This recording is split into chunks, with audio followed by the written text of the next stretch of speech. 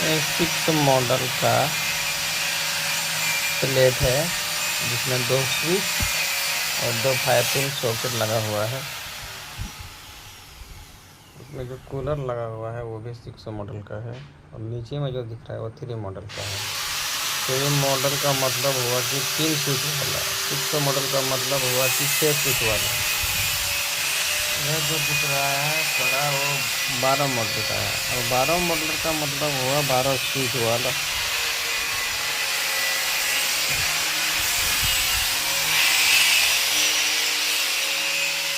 नीचे 12 मॉडल का है। इसमें एक फैन रेगुलेटर, एक इंडिकेटर और एक 5 पिन सॉकेट और बाकी जो बचा है वो स्विच लगा हुआ है। इसको 12 मॉडल बोलते हैं।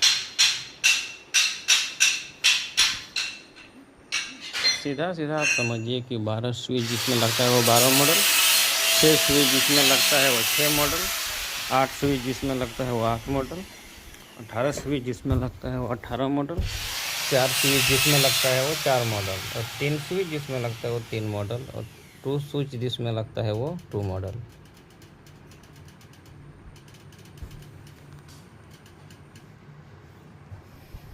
तो मॉड्यूलर बोर्ड की पहचान ऐसे करें।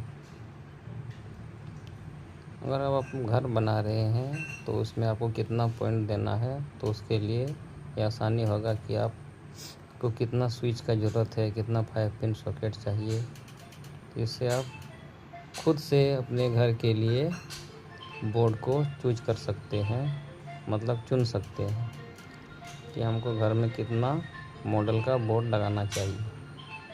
मॉडल का मेन मतलब वही है कि जितना मॉडल है उतना स्विच उसमें आएगा। बाकी आप जैसे लगाएंगे, स्विच की जगह में आप कुछ भी लगा सकते हैं, indicator, fan regulator, TV socket, USB cable, कुछ भी लगा सकते हैं।